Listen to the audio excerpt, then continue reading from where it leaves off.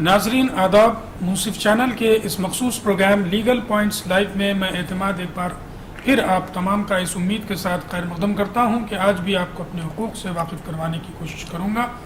Legal points live ایک ایسا programme, اس کی شروع کرنے کی وجوہات اکثر دہراتے آئے ہیں۔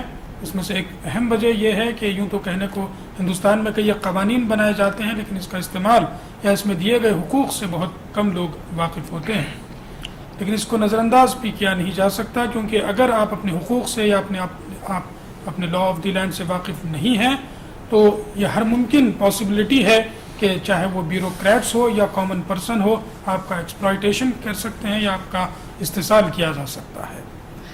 انہی چیزوں کو مد نظر رکھتے ہوئے منصف چینل یہ کوشش کر رہا ہے کہ ہر ہفتے ہندوستان کے مشہور و معروف وکلاء کے ساتھ ساتھ قابل قانون داں کو اس پروگرام میں پیش کرے، تاکہ وہ اپنے علم جو قانون سے جڑا ہے، اپنے تجربات جو قوانین سے جڑے ہیں، اس کو آسان زبان میں آپ تک ان چیزوں کو پہنچاتے ہوئے آپ کو اپنے حقوق سے واقف کروائیں۔ تو آئیے ناظرین جانتے ہیں آج کا عنوان۔ آج ہم گفتگو کریں گے دستور ہند یعنی انڈین کانسٹیٹیوشن یا بھارت کا سمویدھان۔ اس عنوان کو سلیکٹ کرنے کی دو وجوہات ہے۔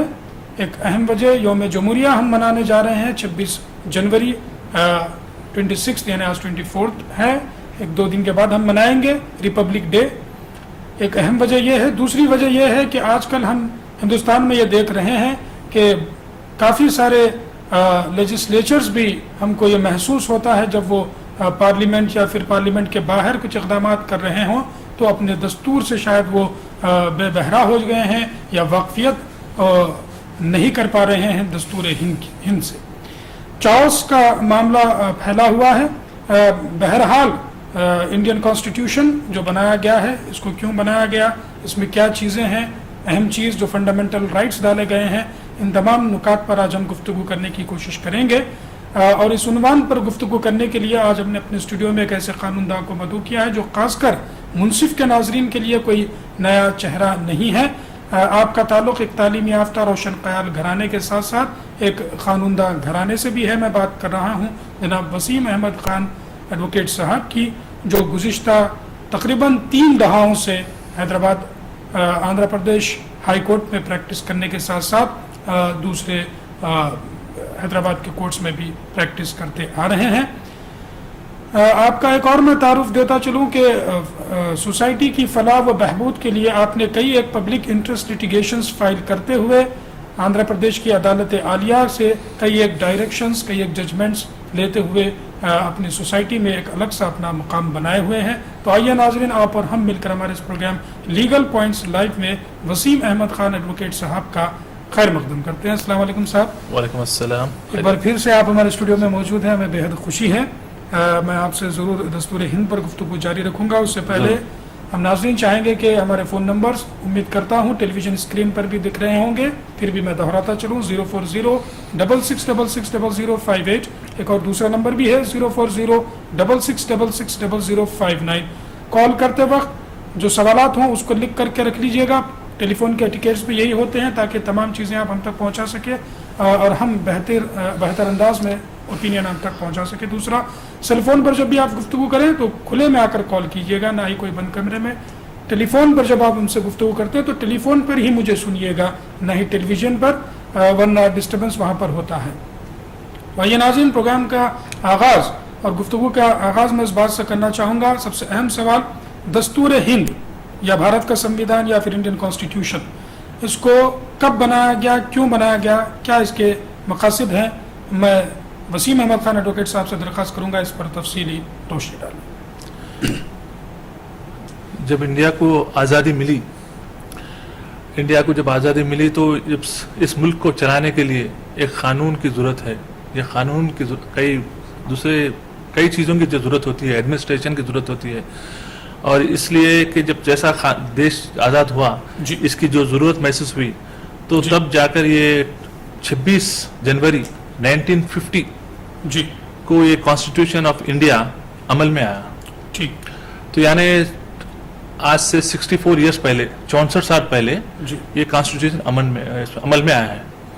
اور اس کانسٹیٹیوشن میں دیکھیے ہر چیز ہے جو ایک ملک کو کیسا گورن کرے، سرکار کیسا بنائے، کون اس کو چلائے، کس انداز میں چلائے، کیسے قانون رہیں، اور جوڈیشری کیسا ہونا چاہیے, لیجسلیچر کیسا ہونا چاہیے, ہر چیز اس کانسٹیٹیوشن آف انڈیا میں کھلے الفاظ میں لکھی گئی ہے, جی بتایا گیا ہے. تو یہ مان لیجیے گا کہ ایک ملک کو کس طریقے سے سروائیو کرنا ہے, اس کی کیا ایڈمنسٹریشن ہے, کیا ہے, یہ تمام چیزیں دستور میں بتائی گئی. دستور کا مطلب بھی یہی نکلتا ہے کہ کس طریقے سے ہم کو گورن کرنا ہے. دوسرا میرا اہم سوال ناظرین, کشمیر جو ہمارے ایک ہندوستان کا ہی حصہ ہے, باوجود اس کے ہمیں یہ اکثر سننے میں آتا ہے کہ کشمیر کا جو دستور ہے وہ کچھ الگ ہوتا ہے, یا پھر ہندوستان کا دستور کچھ الگ ہوتا ہے, یا ایسا کیوں ہے, ایک ہی ملک میں دو دستور کیوں بنائے گئے؟ میں وسیم احمد خان صاحب سے درخواست کروں گا اس پر روشنی ڈالیں. جب آزاد ہوا انڈیا, جی ایسے بعض حصے تھے انڈیا کے جو پاکستان کے قبضے میں چلے گئے. ہندوستان کے حصے پاکستان آکوپائی کر لیا, اور تھوڑے حصے ایسے ہیں جو پاکستان جو آکوپائی کیا وہ چائنا کے فیور میں ریلیز کر دیا. جی اور بعض حصے ایسے تھے جو چائنا بھی اللیگلی آکوپائی کر لیا. تو یعنی انڈین میپ کے حساب سے جو حصے انڈیا میں آنا چاہیے, تھوڑے حصے جو ہے اللیگلی پاکستان آکوپائی کر لیا, تھوڑے حصے چائنا آکوپائی کر لیا. تو لہٰذا اس کے اوپر تھوڑی بہت ڈسپیوٹ چلتے آ رہے ہیں جب سے ابھی تک. جی اور جب کبھی بھی کوئی بھی قانون بنتا ہے تو جو قانون جو ہے, کشمیر جو ہے انڈیا کا حصہ ہی ہے, انڈیا کے میپ میں ہے, اور کشمیر اپنی کنٹری کا ایک حصہ ہے. لیکن اس کے باوجود جو قانون بنتے ہیں, جی بعض قانون جو ہے صرف اس میں یہ لکھا جاتا ہے کہ it will not apply to Kashmir, جی لیکن اس کے باوجود کشمیر کے لیے بھی الگ الگ قانون, جو یہ انڈین قانون ہے وہ قانون بھی کشمیر میں الگ الگ قانون ہے, اور وہاں کے بھی لیے پوری ہر طریقے سے پوری گورنمنٹ کی طرف سے گورنمنٹ کی طرف سے جو بھی قانون بنتے ہیں پورے کشمیریوں کے لیے, ان کی سیفٹی کے لیے, ان کے سیف گارڈ کرنے کے لیے برابر پورے قانون برابر بنتے آئے ہیں. جی اور اس میں کانسٹیٹیوشن میں بھی ایک پروویژن ہے جو یہ بتاتا ہے کشمیر کے لیے الگ قانون بنایا جائے. جی تو اس حساب سے کشمیر کا جو مدعا ہے اس کو چلتے آ رہا ہے. تو دستور میں جو چیزیں لکھی گئی ہے, چاہے کشمیر کا ہو یا ہندوستان کا ہو, تمام تقریباً چیزیں آلموسٹ وہی ہوتی ہیں. پورے وہی ہے, جی کوئی فرق نہیں ہے ادھر. لیکن یہ جو ایکٹ جو ہوتے ہیں اسپیسیفکلی یہ مینشن کرتے ہیں جو it will not apply to Jammu and Kashmir, لیکن اس کے باوجود سملر ایکٹس وہاں بھی ہے, وہاں کے لوگوں کی سیفٹی کے لیے, ان کے فریڈم کے لیے, لبرٹی کے لیے, ہر چیز ہے. ٹھیک. کوئی رائٹ چیز ہے. ایک دوسرا سوال, یہ سوال تو ایسا ہے کہ بہت سارے لوگ اس سے واقف ہیں, دوسری طرف بہت سارے لوگ اس سے واقف بھی نہیں ہیں کہ ہندوستان کا جو دستور ہے اس کا دوسرے ہندوستان کے جو قوانین بنائے جاتے ہیں اس میں کیا فرق ہوتا ہے. دستور ہند کا اور ہندوستان کے دوسرے جو قوانین ہیں اس میں کیا فرق ہوتا ہے؟ دیکھیے, یہ تو کانسٹیٹیوشن آف انڈیا جو ہے اس میں تو ہر چیز بتائی گئی ہے. جی لیکن اس کے باوجود دیکھو انڈیا میں جو اسٹیٹس بنے ہیں, جی کئی جو اسٹیٹس ہے 28 اسٹیٹس ہے آج, جی ہر اسٹیٹ کو چلانے کے لیے وہاں کی گورنمنٹ اپنے حساب سے جی قانون بناتی ہے. جی معذرت خواہ سے میں آپ کو روکتے ہوئے کالر کو شامل کر لیتا ہوں, پھر اس پر ہم گفتگو کریں گے. ہلو, جی آپ کا نام اور شہر کا نام بتائیے پلیز. میرا نام میں گوا سے بول رہا ہوں. جی اقبال صاحب کہاں سے بول رہے ہیں؟ گوا سے بول رہا ہوں. گوا سے. جی میرا سوال یہ ہے, جی ابھی دیکھو مال جو باندھ رہے ہیں نا جی بڑے بڑے, تو وہ کیا ہے, جو کھیتی تھی پہلے جو تھے تو اس پہ باندھتے, اور وہاں پہ کیا واٹر ٹیبل جو لیول رہتا تھا گراؤنڈ لیول میں جو پانی, جی جی اور وہ لوگ پانی پمپ سے بہت نکال کے پھینک کر, مہینہ بھر تک وہ ختم نہیں ہو جاتا ہے. جی جی اس کے جو نیچرل اسپرنگس رہتے ہیں نا وہ ڈسٹروائے کرتے ہیں. تو اس کے لیے ہمارا قانون کچھ ہے یا کوئی مطلب ایسا لیگل پوائنٹ جس کے لیے ہم کچھ آگے بڑھ کے کچھ یہ کر دیتے, جیسے ابھی پانی کے لیے بولتے ہیں نا سیو لائف واٹر. جی جی میں سمجھ گیا ہوں, آپ انوائرنمنٹ سے متعلق. جی جی بہت شکریہ, آپ نے ہمیں اقبال صاحب کال کیا. اقبال صاحب کا سوال یہ تھا کہ انوائرنمنٹ کو پروٹیکٹ کرنے کے لیے کیا کچھ کیا جا سکتا ہے. یہ چیز ہے, میں جیسا پروگرام کے شروعات میں عرض کر چکا ہوں, وسیم احمد خان صاحب نے کئی ایک پبلک انٹرسٹ لیٹیگیشن اسی قسم سے فائل کرتے ہوئے جہاں پہ انوائرنمنٹ کو پروٹیکشن کی بات کی گئی ہے. اس پر میں ضرور صاحب کو تکلیف دوں گا. اس سے پہلے ہم گفتگو کر رہے تھے کہ ہندوستان کے دستور اور ہندوستان میں بنائے جانے والے قوانین میں کیا فرق ہوتا ہے؟ بعض ایسے سبجیکٹس ہیں جو اسٹیٹ گورنمنٹ کے ہوتے ہیں اور یونین گورنمنٹ کے بھی ہوتے ہیں. جی. بعض کامن سبجیکٹس ہوتے ہیں, یونین گورنمنٹ کے لیے بھی سیم ہوتے ہیں, اسٹیٹ کے لیے بھی سیم ہوتے ہیں. جب کبھی بھی کوئی اسٹیٹ گورنمنٹ کو یہ محسوس ہوتا ہے کہ اپنے اسٹیٹ کے لیے کچھ سپریٹ قانون بنائے, تب یہ لوگ اپنا ایک سپریٹ انیکٹمنٹ یا ایکٹ بناتے ہیں, قانون بناتے ہیں. جی. اور بعض قانون ایسے ہوتے ہیں جو یونین گورنمنٹ کی طرف سے ہوتے ہیں, وہ بہت یونین گورنمنٹ میں بھی چلتے ہیں اور اسٹیٹ گورنمنٹ پہ بھی چلتے ہیں, جی. جیسے جنرل ایکٹس ہوتے ہیں. اور اس کے علاوہ جو قانون بنتے ہیں, بعض ایکٹس جو ہوتے ہیں, دیکھیے اگر سینٹرل گورنمنٹ کو کچھ قانون بنانا ہے تو اس کا پارلیمنٹ سے بنتے ہیں. جب پارلیمنٹ مل کے ووٹ, جو جتنے بھی ایم پیز ہیں وہاں بیٹھ کے ووٹ ڈالتے ہیں, کوئی قانون بنتا ہے تو وہاں سے اس کے بعد پریزیڈنٹ کو بھی آتے ہیں, تو سینٹرل گورنمنٹ پارلیمنٹ سے تھوڑے قانون بناتی ہے. بس بعض قانون ایسے ہیں بھی ہے جو اسٹیٹ گورنمنٹ بناتی ہے, جہاں پہ اسمبلی میں جتنے بھی ایم ایل ایز ہوتے ہیں یہ مل کے قانون بناتے ہیں, پھر اس کے بعد یہ بل بنتی ہے, اس کے بعد ایکٹ بنتا ہے. یہ سب پروسیجر ہیں. جب کبھی بھی کوئی اسٹیٹ گورنمنٹ یا کوئی چیز محسوس ہوتی ہے اسٹیٹ گورنمنٹ کو چلانے کے لیے یہ قانون کی ضرورت ہے, تو اس سب پہ ایک قانون بنتے ہیں. تو لیکن سب قانون جو ہوتے ہیں this should be in consonance with the constitution of India. دستور کو مد نظر رکھتے ہوئے یہ قوانین بنائے جاتے ہیں. صدر قانون جو ہے ہمارے ہندوستان کا وہ دستور ہوگا, اس کے تحت پھر دوسرے قوانین بنائے جاتے ہیں. تو ناظرین, دستور ہند کا اور قوانین کا جو ہے ہم ڈفرینس نہیں بتا سکتے. دستور ہند تو ایک دستور ہی ہے. اگر گورنمنٹس کو کسی چیز, گورنمنٹ سوسائٹی کے لیے کوئی فلاح و بہبود کا کام کرتی ہے یا پھر اس کے پروٹیکشن تحفظ کے لیے کچھ کام کرتی ہے, تو دونوں وقت اس کو کسی قانون کے تحت ہی وہ چیز وہ کر پاتی ہے. اور ان قوانین کو بنانے کے لیے دستور کا سہارا لیا جاتا ہے, یعنی دستور کو مد نظر ہی رکھتے ہوئے ان قوانین کو بنایا جاتا ہے. اقبال صاحب نے گوا سے کال کیا تھا. میں وسیم صاحب سے درخواست کروں گا کہ بہت ساری جو ایگریکلچرل لینڈ ہے وہاں پر مالز بنا دیے جاتے ہیں, ڈیولپمنٹ کا معاملہ بھی ایک وہاں پر ہوتا ہے, تو اس سے انوائرنمنٹ کو اثر پڑ رہا ہے. ان چیزوں پر آپ کس طریقے سے دیکھتے ہیں, آپ کا کیا اوپینین ہوگا اس پر, آپ برائے مہربانی روشنی ڈالیں. دیکھیے, بعض کیا آلموسٹ ہر اسٹیٹ میں, ہر شہر میں, ہر میونسپلٹی میں ایک ایسا قانون ہے, یہ بتاتا ہے کہ کون سا ایریا ریزیڈینشیل زون میں ہونا چاہیے, کون سا ایریا جو ہے کمرشل زون میں ہونا چاہیے, کون سا ریکریشن زون میں ہونا چاہیے. یہ ہر زونس آلریڈی بن چکے ہیں. اگر کوئی شخص ایگریکلچر لینڈ پہ کوئی کمرشل مال بناتا ہے تو پہلے دیکھیے ان کو یہ لینا چاہیے کہ پہلے ایگریکلچر سے نان ایگریکلچر کنورٹ کرانا چاہیے. اس کا ایک پروسیجر ہوتا ہے جی, اور یہ سب پروسیجر یہ سب کمپلائی کرے بعد میں, جبکہ ان کو پرمیشن کی اجازت ملتی ہے. جب کوئی مال بنانے کی پرمیشن اپلائی کرتا ہے تو ایک لسٹ آف ریکوائرمنٹس ہوتے ہیں, یہ سب لسٹ آف ریکوائرمنٹس پورے کمپلائی کرنا پڑتا ہے. جب پورے لسٹ کمپلائی ہوتے ہیں ان کے, تو تبھی ان کو جا کے پرمیشن ملتا ہے. ٹھیک. تو ہر چیز کے لیے ہے.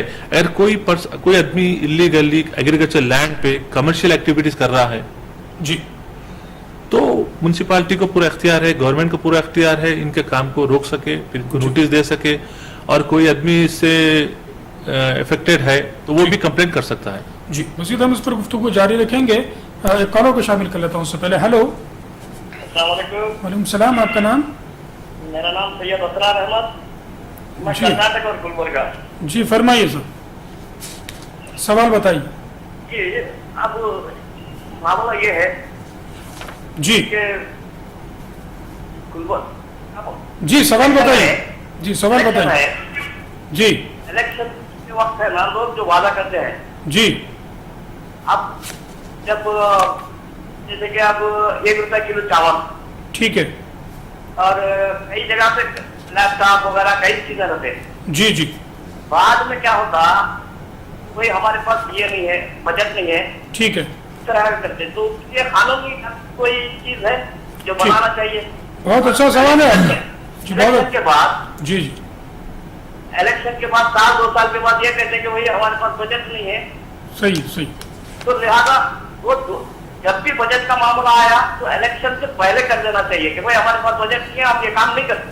جی جی, بہت شکریہ ابرار صاحب, آپ نے ہمیں کال کیا. ضرور ہم اس پر گفتگو کریں گے. اقبال صاحب نے ہمیں اس سے پہلے گوا سے کال کیا تھا. ان کا یہ سوال تھا کہ انوائرنمنٹ کا تحفظ کیسا کیا جانا چاہیے. وسیم صاحب نے بتایا کہ اگر کوئی کامن شخص ایگریکلچر لینڈ کو انلیگل یوز کر رہا ہو تو پھر میونسپل یا پھر जो भी वहाँ के मुकामी अथॉरिटीज़ होते हैं उसको इख्तियार है। लेकिन बाज़ औक़ात ऐसा देखा जाता है कि गवर्नमेंट खुद बाज़ प्रोटेक्टेड एरियाज़ को, जहाँ पर फॉरेस्ट प्रोटेक्टेड एरियाज़ है या फिर और भी कुछ ऐसे एरियाज़ होते हैं जहाँ वहाँ पर तहफ़्फ़ुज़ किया जाना चाहिए लैंड को, अगर गवर्नमेंट कहीं कोई भी स्टेट की इस किस्म से इलीगल एक्टिविटीज़ करती है तो इन हालात में कॉमन शख्स क्या कर सकता है ये एनवायरनमेंट को प्रोटेक्ट करने के लिए? जी वसीम साहब। हर शख्स को, हर सिटीजन को ये राइट है कि अगर कोई भी इलीगैलिटी हो रही है, अगर कोई भी काम कानून के हिसाब से नहीं हो रहा है, जी। अगर कोई मनमानी कर रहा है या कोई गवर्नमेंट ऑफिशियल से कोल्यूड होके कुछ इलीगली काम कर रहा है, तो हर शहरी को एक इख्तियार है इसके खिलाफ आवाज़ उठाएं या कोई कंप्लेन करे या कोई कोर्ट में जाके कुछ केस डालें। जी। अगर कोर्ट में जाते हैं, कुछ केस डालते हैं या पब्लिक इंटरेस्ट लिटिगेशन डालते हैं, तो आपको पूरी तरीके से ये बताना चाहिए कि किस तरीके से काम गलत अंदाज में हो रहा है, कैसा होना था और कैसा नहीं हो रहा है। आपको थोड़ी बहुत मेहनत करना है, थोड़ी बहुत डॉक्यूमेंट्स प्रोक्योर करना है। आजकल आरटीआई एक्ट जो निकला है इसके तहत तो हर एक को ये फायदा हो रहा है कि अगर आपको कोई सी भी डॉक्यूमेंट्स की जरूरत है, कुछ भी डॉक्यूमेंट्स की जरूरत है, तो आप फौरन एक एप्लीकेशन दीजिए, आपको पूरी इन्फॉर्मेशन आपको मिल जाती है। उसके बेसिस पे अगर आपके पास टाइम है और आप सही भी अगर पब्लिक स्पिरिटेड आदमी है, वाकई आप सोसाइटी के लिए कुछ करना चाह रहे तो यू आर वेलकम, आप जा सकते हैं, कोर्ट में जाइए, कुछ केस डालिए, कुछ करिए। जी। तो बहरहाल हुकूमतों के खिलाफ अगर हुकूमत गलत काम करती है, कार्रवाई करती है, तो फिर उसका तमाम चीज़ें मटेरियल जमा करके रिट पिटिशन की सूरत में रिट पिटिशन डालिए, हाई कोर्ट में जाइए, जी। पब्लिक इंटरेस्ट डालिए, जी। उससे आपको पूरा काम भी उनका रुक सकता है, पूरी लीगैलिटीज एक्सपोज हो सकते हैं। जी। ये तो रही कॉमन शख्स गवर्नमेंट के खिलाफ रिट पिटिशन डाल सकते हैं अगर आपको ऐसा महसूस हो कि हुकूमतें बाज़ औक़ात कुछ गलत काम कर रही हो। एक और कॉलों को मैं शामिल करता हूँ। हेलो। वालेकुम सलाम, आपका नाम? मेरा नाम रहमान है। रेहान साहब जी, कहाँ से बोल रहे हैं? बीजापुर की बात कर रहे हैं। ठीक है, फरमाइए, सवाल बताइए। हमारे चाचा के और दो औरतें हैं जी। उनको दूसरे औरत के लड़कों को भी हिस्सा दे सकते हैं? दो वाइफ है, दूसरे वाइफ के बच्चों को हिस्सा दे सकते हैं, पूछ रहे हैं? हाँ ठीक है। ये लीगली दोनों शादियां हुई थी ना उनकी? हाँ, ये तो दूसरी शादी तो हमारे अब्बास के गैर हाजिरी में कर लिया है। ठीक है, ठीक। बहुत शुक्रिया आपने हमें कॉल किया। जो भी इस पर जवाब होगा जैसे ही मौका मिलता है, क्योंकि आज के उन्वान से रिलेटेड आपका सवाल तो नहीं है। नाज़रीन, आज के दस्तूर से मुताल्लिक़ कोई भी सवालात हों आपको, जैसा कि बहुत बेहतरीन सवाल सैयद अबरार साहब ने हमें अभी पूछा है कर्नाटक से कि इलेक्शन से पहले जो भी लीडरान होते हैं वो मकान तक आते हैं, हाथ जोड़ते हैं, नमस्ते करते हैं, सलाम करते हैं, कुछ वायदे भी करते हैं और उनको पूरा नहीं करते। इस किस्म के सवालात हों तो बेहतर होगा, दस्तूर से रिलेटेड भी सवालात हों तो बेहतर होगा। मेरा अगला सवाल मैं लेता हूँ सैयद अबरार साहब का। वसीम साहब से मैं पूछना चाहूँगा कि जो लीडरान इलेक्शन से पहले वायदे करते हैं और उसको इलेक्शन के बाद अगर पूरा नहीं करते, तो इनके लिए क्या कोई किस्म का कानून है किसी किस्म के दस्तूर के तहत या फिर और किसी कानून के तहत इनको वहाँ पर फोर्स किया जा सकता है कि जो इन्होंने वायदा किया था उसको वो निभाएं? जी सर। इलेक्शन मैनिफेस्टो जो होता है उनकी एक बाज़ाब्ता एक ब्रोचर के जैसे बनाते हैं, हर पार्टी का एक मैनिफेस्टो होता है। अगर मैनिफेस्टो में कई किस्म के प्रोमिसेस होते हैं, हम ये करेंगे वो करेंगे, अगर कोई चीज़ मैनिफेस्टो में क्लियरली मेंशन की गई है कि आप हमें वोट डालीजिए, हमारे पार्टी को जिताइए तो हम आपको हेल्प करेंगे, ये चीज़ें करेंगे, ये वादे करेंगे, अगर मैनिफेस्टो में लिखने के बाद अगर वो इलेक्शन में जीते बाद में अगर आप वो काम नहीं कर रहे तो आप पूरी तरह से पूछ सकते हो लोगों को। जी। जैसा आप लिख के मैनिफेस्टो में जो दिए थे, जो प्रॉमिस थी आपकी, आप उसको क्यों फुलफिल नहीं कर रहे, तो एक किस्म से आप उनको पूछ सकते। अगर कोई शख्स आके मुंह ज़बानी मैं ये करूंगा वो करूंगा बोला तो वो तो आप समझ भी सकते हैं, उसका कोई एक्शन भी नहीं होता है। तो बेहतरी इसमें यही होती है कि जब कभी भी कोई आपके पास आता है वोट के लिए, तो आपको उसके बैकग्राउंड को देखना है, वो कैसा आदमी है, कौन सी पार्टी का है, ये लोग पिछले कैसा काम किए, जी, ये पब्लिक को डिसाइड करना है। खुद की क्या काबिलियत है, खुद की काबिलियत क्या है, आप खुद एक बेस्ट जज है, पब्लिक इज ए बेस्ट जज, और आप लोग ये चीज सोच के आराम से हर चीज तहकीकात करके ही वोट डालना है। जी। अब कोई भी आके सलाम करा, नमस्ते करा, साहब मेरे को वोट डालीजिए, मैं वो करूंगा ये करूंगा, वो तो आपकी बातों में आके वोट डालना ही नहीं आप। तो ये इसमें क्या है, थोड़ी बहुत सोच होना चाहिए, थोड़ी हर शहरी को یہ دیکھنا ہے کہ یہ کیا یہ شخص جو آ رہا ہے واقعی اپنے سوسائٹی کے لیے کچھ کریں گا یا ہمارے لیے کچھ کریں گا. اگر کرنے کی کیپیسٹی ہے نہیں ہے, قابلیت ہے نہیں ہے, یا پچھلے الیکشن میں بھی انہوں بہت کچھ بولے پھر کچھ وعدے نہیں کرے پھر آ رہے 5 سال کے بعد, تو آپ کے اوپر ہے یہ سب. جو آپ کو جج کرنا ہے کس کو ووٹ ڈالنا ہے, کون سے شخص کو ڈالنا ہے, پوری آزادی آپ کو ہے. کوئی آپ کے پاس پابندی نہیں ہے, کوئی آپ کو مجبور نہیں کر سکتا, کوئی آپ کو اصرار نہیں کر سکتا. تو لہٰذا جب کبھی بھی آپ کسی کو ووٹ ڈالتے ہیں تو سوچ سمجھ کے ووٹ ڈالیے, اس کی قابلیت کو اپریشیٹ کریے. جی, کل بھی میں نے عرض کیا تھا کہ ہندوستان کے ایک مشہور اداکار عامر خان ہیں, ان کا پرسوں ہی ہم نے ایک بیان پڑھا تھا کہ اگر آپ کسی کو بھی نوٹ لے کر کے ووٹ ڈالو گے تو ان فیوچر میں یہ ہر ممکن پاسبلٹی ہے کہ وہ نوٹ لے کر کے آپ کو بیچ دے گا. اس چیز کو ضرور دھیان میں رکھیے گا, بار بار اس چیز کو دہرانے کی بھی ضرورت ہے, میڈیا کے تھرو ان چیزوں کو لانے کی ضرورت ہے. اس اسٹیٹمنٹ کو عامر خان کے ضرور یاد رکھیے گا, کہیں آپ کا سودا نہ ہو جائے الیکشنز کے بعد. بیجاپور سے صاحب نے کال کیا تھا, ریحان صاحب نے, ان کے چچا کی 2 بیگمیں ہیں, موضوع سے ریلیٹڈ تو نہیں ہے پھر بھی مختصر سا جواب دے دے. دونوں بیگموں کے بچوں کو کیا پراپرٹی میں حصہ مل سکتا ہے؟ اگر مسلم ہے جی 2 نہیں 4 تک اجازت ہے. اگر 4 بھی بیویاں ہیں ان کا انتقال ہو گیا تو پورے 4 کو ملتا ہے, 4 کے بچوں کو ملتا ہے. تو لہٰذا شریعت کے حساب سے ان کو 2 بیویاں ہیں تو پورے دونوں بیویوں کو اور ان کے بچوں کو پوروں کو برابر حصہ ملتا ہے. ناظرین, اب وقت ہو چلا ہے ایک چھوٹے سے بریک کا. تو خواتین و حضرات, ایک ہی درخواست, آپ کہیں جائیے گا مت, ہم حاضر ہوتے ہیں اس چھوٹے سے بریک کے بعد.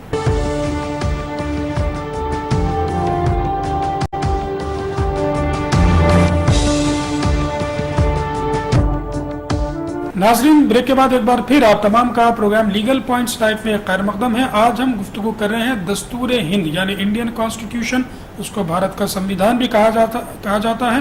دوستو, دستور ہند پر آج ہم گفتگو کر رہے ہیں. دستور ہند کی دفعہ 1, 2, 3 یہ بھی بہت اہمیت رکھتی ہے.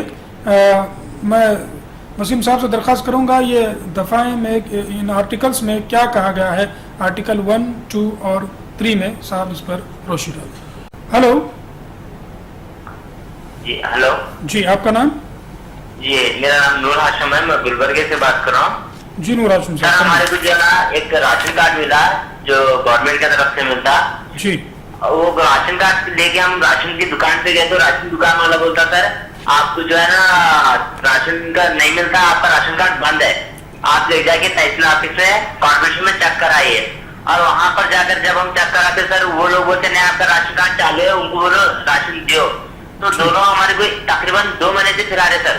جی, کوئی بھی کچھ ایسا کچھ لکھ کے بھی نہیں دے رہے. اگر لکھ کے دیو بولے تو نہیں دے, لکھ کے دیتے جاؤ آپ چیک کرو بول کے ایسا بھیج رہے. اور انٹرنیٹ پہ اگر ہم نمبر ماریں گے راشن کارڈ کا ہمارا تو راشن کارڈ چالو بول کے بتا رہا, لیکن وہ راشن دکان والے ایکسپٹ نہیں کر رہے سر اسے. ٹھیک ہے, ٹھیک. تو اس کے لیے ہمیں کیا کرنا چاہیے سر؟ جی, بہت شکریہ, آپ نے ہمیں کال کیا گلبرگہ سے نور ہاشم صاحب. میرا سوال جو ہے پہلے آپ اس کو سن لیجیے دستور کے متعلق انڈین کانسٹیٹیوشن کے حساب سے. اس سے پہلے اور ایک میں کال کو شامل کر لیتا ہوں. ہلو جی, آپ کا نام بتائیے پلیز. جی, نیاز جی, کہاں سے بول رہے ہیں؟ جی فرمائیے, سوال بتائیے. جی, ہمیں آرسی کے بارے میں بات چیت کرنا تھا. فرمائیے. جی بتائیے سوال. ہلو جی جی جی, سوال بتائیے. جی, ہمارے پراپرٹی ہے جی, وہ پراپرٹی میں ہمارے 5 بہن ہیں, 2 بھائی ہیں. ٹھیک ہے. جی, اور ہمارے والدہ ہیں. جی جی, ان کی باری میں کیسا تقسیم کرنا اس کے بارے میں. آپ کی والدہ بھی ہیں؟ جی جی, ٹھیک. والد نہیں ہیں. والد صاحب کا انتقال ہوا, والد صاحب کے نام پر پراپرٹی ہے؟ جی جی, نہیں, دادا کے نام کی پراپرٹی ہے. دادا کے نام پر پراپرٹی ہے. جی جی, ٹھیک ہے. دادا آپ کے ابھی باقاعدہ حیات ہیں؟ دادا صاحب کا انتقال ہوا. دادا صاحب کا پہلے انتقال ہوا یا آپ کے والد کا؟ دادا صاحب کا پہلے انتقال ہوا, جی, والد کا. تو والد صاحب کے نام پر پراپرٹی ابھی ٹرانسفر نہیں ہوئی تھی؟ ہاں ہاں, پراپرٹی ٹرانسفر ہو گئی ہے. ہو گئی ہے. جی جی, ٹھیک ہے, بہت شکریہ, آپ نے ہمیں کال کیا. ضرور اس پر ہم گفتگو کرنے کی کوشش کریں گے. آرٹیکل 1, 2, 3 آف انڈین کانسٹیٹیوشن کیا ہوتا ہے, میں صاحب سے درخواست کروں. 1, 2, 3 یہ دیکھیے فارمیشن آف نیو اسٹیٹس اور ٹیریٹریز اور alteration of areas of the states. اگر جب کبھی بھی यूनियन गवर्नमेंट को ये महसूस होता है कि कोई एक स्टेट है उसको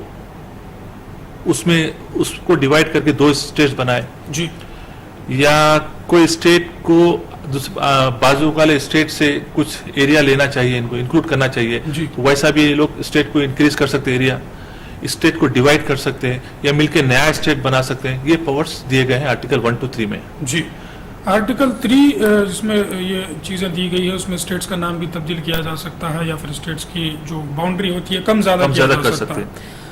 तो जैसा कि हमारे पास आंध्र प्रदेश में तेलंगाना का मसला चल रहा है, इस पर आप क्या कहना चाहेंगे? ये स्टेट अलग करने की जो इख्तियार है ये क्या पार्लियामेंट को है या स्टेट असेंबलीज को है, क्या कुछ है? देखिए, अब जो तेलंगाना का जो हुआ है, यूनियन कैबिनेट जो है एक रेजोल्यूशन पास की है कि हम सेपरेट स्टेट बना देंगे तेलंगाना, और ये यूनियन गवर्नमेंट को पावर है। यूनियन गवर्नमेंट अंडर आर्टिकल 3 ये रेजोल्यूशन पास की है, और आर्टिकल 3 में जब गवर्नमेंट रेजोल्यूशन पास कर यूनियन गवर्नमेंट के इरादा करती है कि एक स्टेट को हम डिवाइड करके 2 स्टेट बनाए बाइफरकेट करके, जी, तो उनका रेजोल्यूशन तो आ गया है यूनियन गवर्नमेंट का। अब यूनियन गवर्नमेंट ये रेजोल्यूशन को प्रेसिडेंट को रिफर करती है, ठीक, तो प्रेसिडेंट इन टर्न जो है उन्होंने फिर असेंबली को भिजाते हैं उनके ओपिनियन के लिए। जी। तो यहाँ पे भी वैसी हुआ, देखिए, जब यूनियन गवर्नमेंट एक रेजोल्यूशन पास की, फिर प्रेसिडेंट साहब के पास भिजाए, तो फिर प्रेसिडेंट साहब वहां से अपने आंध्र प्रदेश असेंबली को भिजाए।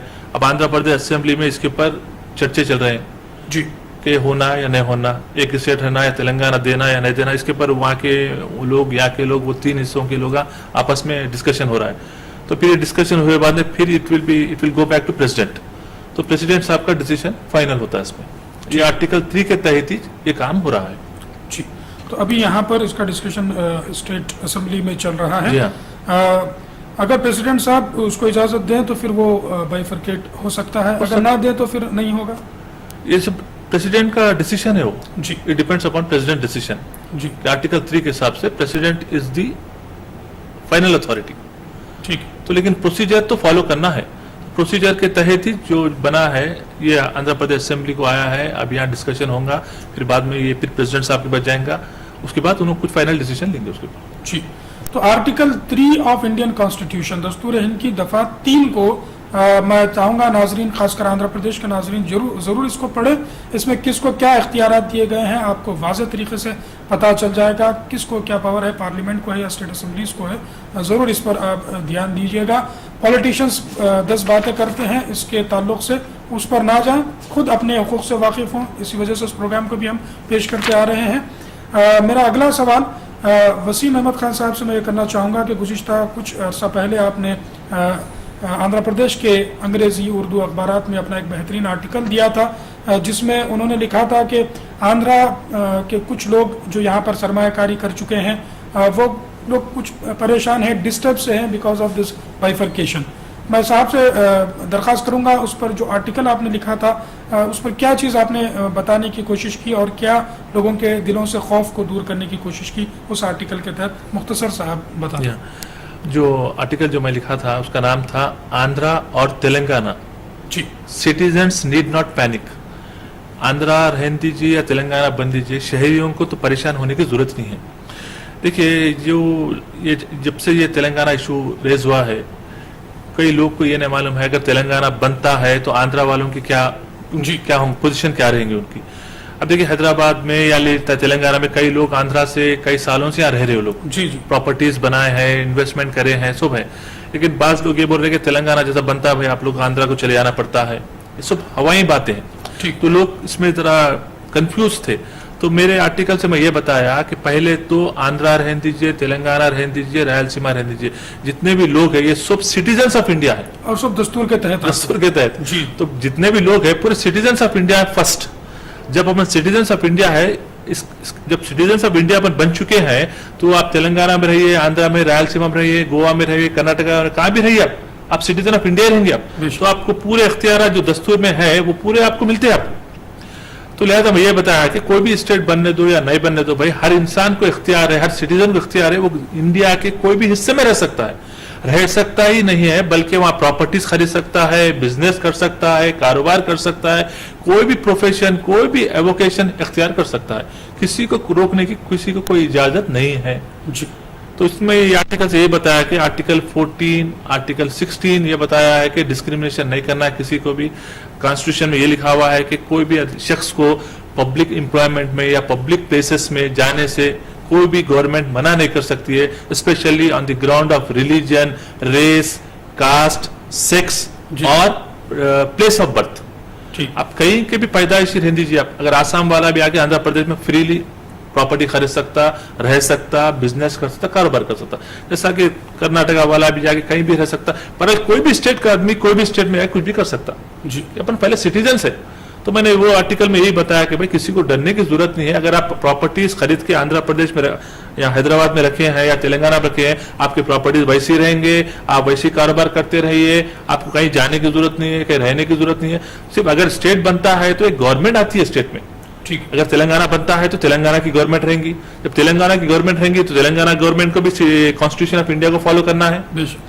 تو ہر گورنمنٹ کو کانسٹیٹیوشن فالو کرنا ہے. جب ہر گورنمنٹ کو کانسٹیٹیوشن فالو کرنا ہے تو ہر گورنمنٹ کو اپنے شہریوں کی حفاظت کرنا ہے, ان کے حقوق دینا ہے, ان کے جو فنڈامنٹل رائٹس جو گارنٹیڈ انڈر کانسٹیٹیوشن میں وہ تو کوئی چھین نہیں سکتے جی, اس کو کرٹیل نہیں کر سکتے, کوئی وائلیٹ نہیں کر سکتے. اگر کوئی شہری یہ محسوس کرتا ہے کہ اگر کوئی گورنمنٹ نئی گورنمنٹ بنے بعد میں ہمارے ساتھ ناانصافی ہو رہی ہے یا ہمارے ساتھ کچھ زیادتی ہو رہی ہے, تو آپ آرٹیکل 226 میں جائیے, ہائی کورٹ میں کیس ڈالیے, وہ اسٹیٹ گورنمنٹ کے خلاف کیس ڈالیے, پوچھیے کیوں آپ ہمارے ساتھ ناانصافی کر رہے ہیں, کیوں آپ ہمارے ساتھ ڈسکریمنیشن کر رہے ہیں. پورے پروٹیکشن ہے اپنے پاس. ایک اور چیز کلیئر کر دیجیے گا, جو آندھرا کے کچھ لوگ خوف کھا رہے ہیں کہ ہماری پراپرٹیز یہاں پر ہے, انویسٹمنٹ یہاں پر ہے, اور پھر وہ کیوں خوف کھا رہے ہیں؟ ایک چیز تو آپ نے دور کر دی ہے کہ ان کو ڈرنے کی ضرورت نہیں ہے. یہ جو بعض پولیٹیکل لیڈر جو ایسے ہوتے ہیں, بعض کچھ بھی نہیں معلوم ہے لوگوں کو, خالی ہوائی باتیں, جن کو ڈرانا ان کو ڈرانا, اب لوگ بھی ڈر جاتے. اب یہ دیکھیے ایک 3-6 مہینے سے بزنس پورا ڈھپ ہے, خاص طور پہ حیدرآباد میں جی. کوئی بھی بزنس مین سے پوچھے تو بولا بھائی 6 مہینے سے کاروبار نہیں ہے, بھائی تلنگانہ آندھرا کا ایشو کیا ہو رہا ہے سمجھ نہیں آ رہا, بھائی ہم لوگ پورے پریشان ہیں. ارے بھائی پریشان ہونے کی ضرورت ہی نہیں ہے. جو میں تو یہ آرٹیکل میں یہ بتایا بھائی ہر کوئی بھی انسان کو اس کے بارے میں سوچنے کی ضرورت نہیں ہے. صرف گورنمنٹ بدلیں گی, نئی گورنمنٹ آئیں گی, نیا اسٹیٹ بنے گا, لیکن کانسٹیٹیوشن تو وہی رہے گا, اپنے رائٹس وہی رہیں گے. تو کسی کو ڈرنے کی ضرورت نہیں ہے. آپ کاروبار کرتے ہوئے آئے ہیں, سالوں سے کاروبار کرتے ہوئے آئے ہیں, آپ کاروبار کرتے رہیے. مثال کے طور پر راجستھان کے لوگ یہاں پر بزنس کرتے ہیں, دلہی سے لوگ یہاں کا ہر قسم کے, ہر شہری, ہر اسٹیٹ سے لوگ آپ آندھرا پردیش میں رہ رہے, حیدرآباد میں رہ رہے. اب یہاں کے لوگ ہیں, اب جا کے ہم تمل ناڈو میں پراپرٹی خرید سکتے. کئی لوگ تمل ناڈو میں پراپرٹی خرید کے رہ رہے, ادھر کرناٹکا میں رہ رہے, بنگلور میں رہ رہے, دلی میں رہ رہے, مدراس میں رہ رہے, ممبئی میں رہ رہے, ہر جگہ کوئی آپ کو رکا نہیں سکتا. امید کے ناظرین, اس سوال سے میں خاص کر آندھرا پردیش کے لوگوں کو یا پھر اور جہاں پر بھی بائیفرکیشن کا مسئلہ اٹھ رہا ہے ان کو اس چیز کو واقف کرنے کی کوشش میں کروا رہا تھا کہ دستور جو ہے وہ چاہے 10 ٹکڑے ایک اسٹیٹ کے ہو جائیں, اس پر وہی دستور نافذ ہوگا, وہی رائٹس, وہی فنڈامنٹل رائٹس جس کے بارے میں ہم گفتگو کریں گے, وہی چیزیں آپ کو برحق ملتے رہے گی. ایک کالر کو ہم شامل کیے تھے, نور ہاشم صاحب کو, گلبرگہ سے انہوں نے کال کیا تھا. راشن کارڈ ان کو گورنمنٹ نے دیا ہے, راشن آفس سے, راشن شاپ سے ان کو چیزیں مہیا نہیں ہو رہی ہے. راشن شاپ کا جو وہاں پر اونر ہے وہ یہ بولتا ہے کہ جو ہے تحصیل سے جا کر اس کو کریکشن کروا کے لائے. تو تحصیل والے یہ کہتے ہیں کہ آپ کا جو راشن کارڈ ہے وہ چالو ہے. یہ بیچارے 2 مہینوں سے اس میں پس گئے ہیں, کیا ان کو اقدام اٹھانا ہوگا؟ دیکھیے جتنے بھی راشننگ ڈپارٹمنٹ کے لوگ ہوتے ہیں, تحصیل یعنی یہاں پر جو منڈل ریونیو آفیسر بولتے ہیں, MRO بولتے ہیں, وہاں پہ تحصیل بولتے ہیں شاید, اگر جو بھی ہے جو مقام ہے, مقامی ریونیو کا جو ہیڈ ہوتا ہے ڈسٹرکٹ کلیکٹر ہوتا ہے. آپ کو فوراً ایک ڈسٹرکٹ کلیکٹر صاحب کو ایک درخواست دینا چاہیے کہ بتائیے کہ صاحب دیکھیے ہمارا تو راشن کارڈ ویلڈ ہے, اس کے باوجود وہ کچھ غلط انٹری ہو چکی ہے, اور جہاں بھی میں تحصیل میں جاتا ہوں وہ لوگ کہتے ہیں کہ اس کا یہ انویلڈ ہے وغیرہ وغیرہ جو کہتے ہیں. اس کے اوپر آپ شکایت کریے, ان کے خلاف ڈسٹرکٹ کلیکٹر صاحب کو ایک درخواست دیجیے اور اس میں ٹائم میں مقرر کریے صاحب, فوراً 1 مہینے کے اندر کچھ 15 دن کے اندر کچھ آرڈر پاس کریے. اگر اس کے باوجود بھی ڈسٹرکٹ کلیکٹر صاحب آرڈر نہیں پاس کرتے ہیں تو آپ ہائی کورٹ میں جائیے, ان کے خلاف ایک ریٹ پٹیشن دائر کیجیے. تو ریٹ پٹیشن فائل کریے, اس کے ریٹ پٹیشن کے بعد آپ کو پورا آرڈر ملتا ہے. جی, تو آپ کو آپ کے جو ڈسٹرکٹ کلیکٹر صاحب ہیں آپ ان کو لیٹر لکھ دیجئے گا, اس کو کیا پرسنلی دینا ہوگا, اس میں شکایت کریے. آپ کے جو تحصیل آفس کے لوگ جو آپ کو ستا رہے یا راشننگ ڈپارٹمنٹ والے ستا رہے ان کے خلاف آپ شکایت کریے, جو آپ کے پاس پروف ہے وہ سبمٹ کریے. اس کو کیا تھرو पोस्टल इनको भिजाना है या पर्सनली हर कलेक्टर ऑफिस में एक इनवर्ट सेक्शन होता है, ठीक है। आप पर्सनली लेटर ले जाइए, कोई वकील साहब से ड्राफ्ट कराइए और ड्राफ्ट करे बाद में आप इनवर्ट सेक्शन में देके उसमें टाइम मुकर्रर करिए। अगर उसके अंदर आपको कुछ नतीजा नहीं मिलता है तो फिर बाद में हाईकोर्ट जाइए। गुलबर्गा के है, मेरे ख्याल से गुलबर्गा में हाईकोर्ट का जी, सर्किट हाईकोर्ट का बेंच बेंच है, है, जी हाँ। तो आपका आसानी है, आप जा सकते हैं, रिट पिटीशन डाल सकते हैं। ठीक है। अगला सवाल नियाज साहब ने बेंगलुरु से किया था। इनकी प्रॉपर्टी है जिसमें 5 बहनें 2 भाई वालिदा हैं, इस प्रॉपर्टी को किस तरीके से तकसीम किया जा सकता है? दादा की प्रॉपर्टी है, उनका कहना है कि वालिद साहब के नाम पे भी मुंतकिल हो गई है। अगर दादा को अगर एक ही बेटा था, अगर वालिद साहब इनके एक ही बेटे हैं तो तब इन लोगों को पूरों को मिल सकता है। अगर दादा के दूसरे भी अगर बेटे थे, फिर प्रॉपर्टी पूरों को डिवाइड करना चाहिए, कोर्ट में जाके पार्टीशन सूट डालना चाहिए। अगर एक ही बेटे थे इनका भी इंतकाल होगा तो इनके बीवी और बच्चे जो भी है ये आपस में पार्टीशन डीड बना ले सकते हैं। ठीक है। और पार्टीशन डीड बना के जिसको क्या एरिया कौन से क्या क्या हिस्सा किसको मिल रहा है वो उसमें प्लान में ड्रा कर लीजिए, उसको डिवाइड कर लीजिए। वैलिड डॉक्यूमेंट रहता है आपको, या आप इसके बेसिस पे आप आगे फरोख्त भी कर सकते हैं, एंजॉय कर सकते हैं, कुछ भी कर सकते हैं। जी।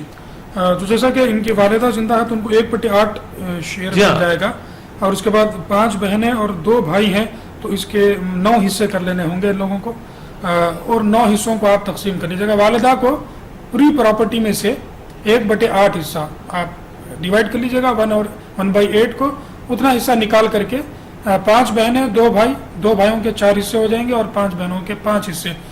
उस प्रॉपर्टी को 1 लाख रुपए अगर मान लीजिए आपके पास है तो उसको 9 हिस्सों में तकसीम कर ले और फिर भाइयों को 2-2 हिस्सा दे दे, बहनों को 1-1 हिस्सा दे दे। उम्मीद करता हूँ समझ में आ गया होगा। खुदा ना खासा समझ में ना आया हो तो इस प्रोग्राम का रीटेलीकास्ट होता है, उसमें फिर एक बार मुझे आप सुन लीजिएगा। दस्तूर हिंद की आर्टिकल 3 पर हम गुफ्तगू कर रहे थे कि पार्लियामेंट को इख्तियार है, यूनियन गवर्नमेंट को इख्तियार है कि स्टेट को उस स्टेट के बाउंड्रीज को कम या ज़्यादा वो कर सकते हैं, उनको इख्तियार दिया गया है। अगला सवाल जो अहम सवाल मैं करना चाह रहा हूँ आर्टिकल 13 से रिलेटेड, कुछ हम देखते हैं क़वानीन जो ब्रिटिश दौर के बने हुए हैं और हिंदुस्तान की आज़ादी के बाद भी यहाँ पर क़वानीन बनाए जाते हैं। आर्टिकल 13 इन चीज़ों से कैसे रिलेटेड है मैं इस पर गुफ्तगू करूँगा। उससे पहले कॉलर को शामिल कर लेता हूँ। हेलो जी, आपका नाम? हेलो। वालेकुम सलाम, आपका नाम बताइए प्लीज। जी, मेरा नाम मसूद बिन मोहसिन है। मसूद बिन मोहसिन साहब कहाँ से बोल रहे हैं? निजामाबाद से बोल रहा हूँ। जी फरमाइए, सवाल बताइए। सब मेरा सवाल ये है कि मैं हमारे गैस को आधार लिंक कराया था जी, तब आधार लिंक कराया हुआ सब्सिडी डायरेक्ट बैंक अकाउंट में जमा होती बोल के बोले थे मुझे। जी जी। तब नवंबर के महीने में 1 सिलेंडर लिया। ठीक है, मतलब आपको जो सब्सिडी है वो आपके अकाउंट में नहीं आ रही है? हाँ साहब, नवंबर और दिसंबर में 2 सिलेंडर ले लिया, अभी तक सब्सिडी नहीं आई। फिर मुझे और 1 सिलेंडर की फिर जरूरत है ये महीने में। ठीक है, बहुत शुक्रिया आपने हमें कॉल किया। हमने गुज़िश्ता 2-3 हफ्तों से कंज्यूमर प्रोटेक्शन एक्ट पर गुफ्तगू की थी, उसमें भी इस चीज़ के बारे में हमने डिस्कस किया था। फिर भी जैसे ही मौका मिल जाए मैं ज़रूर इस पर गुफ्तगू करने की कोशिश करूँगा। आर्टिकल 13 दस्तूर हिंद की दफ़ा 13 के तहत जो क़वानीन हिंदुस्तान के आज़ादी से पहले बनाए गए और हिंदुस्तान की आज़ादी के बाद जो क़वानीन बनाए गए हैं उन क़वानीन से आर्टिकल 13 का क्या लेना देना है, मैं वसीम साहब से दरख्वास्त करूँगा इस पर रोशनी डालें। देखिए, जब इंडिया आज़ाद हुआ उससे पहले तो ब्रिटिश गवर्नमेंट इंडिया को रूल कर रही थी। जब ब्रिटिश गवर्नमेंट रूल कर रही थी उनके पास भी कई किस्म के क़ानून थे उनके पास। अब ऑलमोस्ट जितने क़ानून हैं वो पूरे पुराने ज़माने के क़ानून हैं। अब ले लीजिए लैंड एक्विजिशन एक्ट, ये भी बहुत पुराना 100 साल से पेशतर और बहुत पुराना कानून है। ट्रांसफर ऑफ प्रॉपर्टी एक्ट, ये सब पुराने कानून हैं जी। तो जब इंडिया आज़ाद हुआ, जब कॉन्स्टिट्यूशन बना तो एक आर्टिकल 13 इसमें इंसर्ट किया गया जी कॉन्स्टिट्यूशन में। इसमें आर्टिकल 13 में ये बताया गया है अगर कॉन्स्टिट्यूशन बनने के बाद अगर पुराने कानूनों में अगर ऐसा कोई सेक्शन, ऐसी कोई चीज है जो प्रेजेंट कॉन्स्टिट्यूशन के हिसाब से सिटीजन के फंडामेंटल राइट्स के साथ टकराती है, इसको कुछ इफेक्ट करती है, तो वो कानूनों को, वो हिस्से ऑफ द कानूनों को उसको रिपील कर देना चाहिए, वाइड कर देना चाहिए। ठीक। तो any law, any act which is inconsistent और इन डिरोगेशन ऑफ द फंडामेंटल राइट्स, ठीक, तो उसको वाइड कर दिया गया। تو اب اپنے دستور کے حساب سے اپنی گورنمنٹ اپنے حساب سے اپنے سٹیزن کو کیا ہونا گورنمنٹ سے بہتر کسی کو نہیں معلوم ہے. گورنمنٹ اپنے سٹیزن کی بہتری کے لیے یہ کانسٹیٹیوشن آف انڈیا بنائی. اگر پرانے انگریزوں کے زمانے کے جو قانون تھے اگر وہ قانونوں میں کوئی ایسا پروویژن ہے جس سے اپنے فنڈامنٹل رائٹس کو افیکٹ ہوتا ہے تو اس کو وائڈ کر دیا گیا. تو لہٰذا جو بھی پرانے قانون تھے جو اپنے فنڈامنٹل رائٹ سے ٹکراتے تھے اسی طریقے سے اب جو قوانین بنائے جا رہے ہیں نئے بھی بنیں گے جی آگے بھی. اگر کانسٹیٹیوشن کی بات بھی اگر نئے قانون بھی بنتے ہیں تو کوئی بھی ایسا قانون جو بنے گا ایک فنڈامنٹل رائٹس کو سے ٹکرانا نہیں, فنڈامنٹل رائٹس کو ڈسٹرب نہیں کرنا.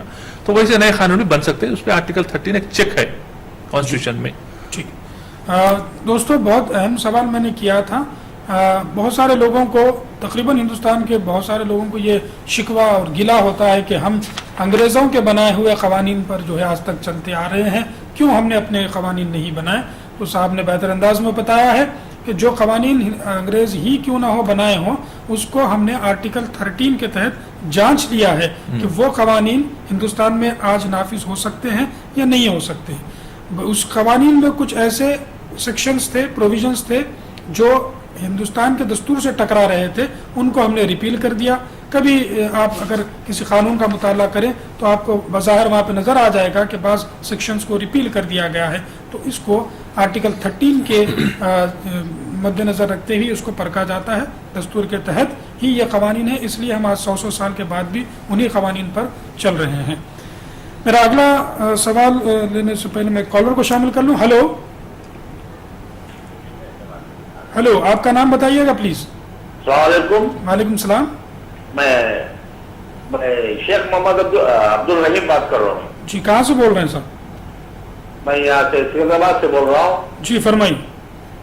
ہمارے ذاتی جائیداد تھی جی, اور میرے پانچ چچایا 3 پھپھوا. جی 5 چچایا 3 پھپھوا اور ایک میرے والد صاحب تھے. ٹھیک ہے. ان میں جو ہے سو اورل پارٹیشن آلریڈی ہو چکا تھا. ٹھیک ہے. اس کے بعد جو ہے سو میرے والد صاحب کا انتقال ہو گیا. جی والد صاحب کے انتقال کے بعد جو ہے سو وہ پراپرٹی ہمارے کو آ گئی. 2 چچا میرے چچا ایک لیے, ہم ایک لے لیے پراپرٹی. جی جی پارٹیشن میں. ٹھیک تو ہے. اورل پارٹیشن ہو گیا تھا, وہ ہم لے لیے تھے. لے لیے بعد سے وہ لوگ جو ہے سو ہمارے کو حصہ نہیں ملا, وہ نہیں ملا بول کے جو ہے سو میرے اوپر وہ کر رہے. ٹھیک ہے. اور ہم بہن بھائیوں میں جو ہے سو فیملی سیٹلمنٹ ڈیل بنا لی ہم لوگ. جی جی بنا لیے بعد جو ہے سو اب دوسرے دن جو ہے سو ہمارے چچے نے بھائی بیچ میں اٹھ کے نہیں ہمارے کو حصہ نہیں ملا, وہ نہیں ملا بول کے بول رہے. اس کے اوپر اب رائے ہے. ٹھیک ہے, بہت شکریہ آپ نے ہمیں کال کیا. دستور سے متعلق تو آپ کا سوال نہیں ہے, پھر بھی میں کوشش کروں گا جیسے وقت مل جائے اس پر ہم گفتگو کریں گے. مسعود بن محسن صاحب نے نظام آباد سے کال کیا تھا. آدھار کارڈ کو جو سلنڈرز ہے, گیس سلنڈرز, اس کے ڈسٹریبیوشن سے اس کو جوڑ دیا گیا ہے. اکاؤنٹ کا معاملہ بینک اکاؤنٹ سے اس کو جوڑ دیا گیا تاکہ آپ کی جو سبسڈی ہے وہ بینک اکاؤنٹ میں ٹرانسفر ہو جائے. بہت سارے لوگوں کو شکایت ہے کہ یہ پیسہ جو ہے وہ ٹرانسفر اکاؤنٹس میں نہیں ہو پا رہا ہے. ان حالات میں سٹیزنز کیا کر سکتے ہیں؟ جو بھی اس کی جو اتھارٹی ہے کنسرٹ ڈپارٹمنٹ ہے وہاں پر شکایت درج کر دی ہے. ٹھیک ہے. کئی شکایتیں آ رہے ہیں کہ آدھار کارڈ نمبر دینے کے باوجود بھی سبسڈی بینک سے ڈیڈکٹ ہو رہی ہے. یہ ابھی میرے خیال سے جو کام چل رہا ہے ابھی انکمپلیٹ ہے, یہ پروسیس میں ہے ابھی. جی جی تو کوئی نہ کچھ فلاز ہے اور لیکوناز ہے ان کے پروسیجر میں. اور شکایت کریے, لکھ کے دیجئے, وہاں کمپلین کریے. جی اس کے بعد کوئی ایکشن ہوتا ہے, اگر وہ جب بھی کوئی ایکشن نہیں ہوا تو پھر آپ ہائی کورٹ بھی جا سکتے ہیں, اس کے خلاف ریٹ پیٹیشن داخل کر سکتے ہیں. میں جو ہمارے پروگرامز ریپیٹ ہوتے ہیں 11:30 سے 12:30 بجے روزانہ, اس میں ہم کنزیومر پروٹیکشن ایکٹ کو بھی ہم ریپیٹ کر رہے ہیں. اس میں بھی دیکھیے گا کنزیومر فورم میں کس طریقے سے اس مدعے کو اٹھایا جا سکتا ہے. وہاں پر بھی کچھ نہیں ہوا تو فسیم صاحب نے فرمایا ریٹ پٹیشن ڈالا جا سکتا ہے. ایک کالر کو میں شامل کرتا ہوں. Hello hello. ہاں جی السلام علیکم. وعلیکم السلام. جی سوال بتائیے, آپ کا نام بتا دیں پہلے. محمد اقبال. جی اقبال صاحب کہاں سے بول رہے ہیں؟ میں جے پور راجستھان سے بول رہا ہوں. جی فرمائیے. یہ آپ کون سا بول رہے ہیں؟ جی جی میں اعتماد بول رہا ہوں. فرمائیے, آپ کا سوال جو ہے پروگرام میں ٹیلی کاسٹ ہو رہا ہے. فرمائیے سوال. ہلو جی اقبال صاحب سوال بتائیے گا پلیز. غالباً کال ڈراپ ہو گئی ہے. شیخ عبدالرحیم صاحب نے سکندرآباد سے کال کیا تھا. ان کے 5 چچائے ہیں, ان کے والد صاحب کو ملا کے 6 بیٹے اور 3 بیٹیاں ہیں. پراپرٹی ڈیوائڈ ہو گئی تھی, لیکن پھر اب ان کے ایک چچا اس میں جو ہے کچھ لٹیگیشن کریٹ کر رہے ہیں. کیا کر سکتے ہیں؟ اگر پراپرٹی ڈیوائڈ ہو چکی ہے یا اورل پارٹیشن ہو چکا ہے یا فیملی سیٹلمنٹ ہو چکا ہے, تو اس میں یہ دیکھنا ہے کہ یہ اورل پارٹیشن یا فیملی سیٹلمنٹ عمل میں آیا ہے یا نہیں. جی, خالی کہنے سے نہیں ہوتا ہے, عمل میں آنا ہے, ایکٹ اپون کرنا ہے. اگر واقعی یہ اورل پارٹیشن ایکٹ اپون ہو گیا ہے اور جس کو بھی جو 2 بھائیوں کو جو ملی ہے پراپرٹی, یہ فزیکل پوزیشن میں رہ رہے ہیں اس میں جی, ایز اونر, ایکسکلوسیو اونر, تب دوسرے جو چچا لوگ ہیں ان کے جو کلیم کر رہے ہیں تو ان کو کوئی رائٹ نہیں بنتا ہے اس پراپرٹی میں. جی. اور جب کبھی بھی دیکھیے جب ماتر کا پراپرٹی ہوتی ہے, باپ دادا کی پراپرٹی ہوتی ہے, جب ان کا انتقال ہوتا ہے تو فوراً امیڈیٹلی لیگل ایکشن لینا چاہیے اگر پراپرٹی نہیں ملی تو بعض جگہ یہ بھی دیکھا گیا کہ 20 سال 30 سال ہو جاتے ہیں, 40 سال ہو جاتے ہیں, لوگ کوئی ایکشن ہی نہیں لیتے. جی. تو اس میں اگر جو ادر اونرس ہے, جو ادر کو شیئرس ہے, اگر وہ پراپرٹی میں بیٹھ کے اورل پارٹیشن کے حساب سے پوری پراپرٹی انجوائے کر رہے ہیں, جی, تو ان کو وہ لوگوں کو تو پورا اختیار مل گیا ہے پراپرٹی کے اوپر. اور جو کلیم کرنا ہے ان کو, اگر انہوں یہ سوچتے ہیں کہ ہمارا بھی حصہ ہے, تو ان کو کورٹ کو جانا چاہیے. ٹھیک ہے. پراپرٹی سے ریلیٹڈ ہم کبھی کوئی پروگرام کریں تو اس پر آپ ضرور کال کر لیجیے گا اور ہم اس پر ڈسکس ضرور کریں گے. میں چاہ رہا ہوں زیادہ سے زیادہ آج دستور کے بارے میں آپ لوگوں کو پتہ چلے, تو میں مزید اس پر گفتگو نہ کرتے ہوئے دستور پر آ جاتا ہوں. آرٹیکل 13 کی ہم نے ابھی گفتگو کی تھی. آرٹیکل 14 رائٹ ٹو ایکویلٹی کے بارے میں بتاتا ہے.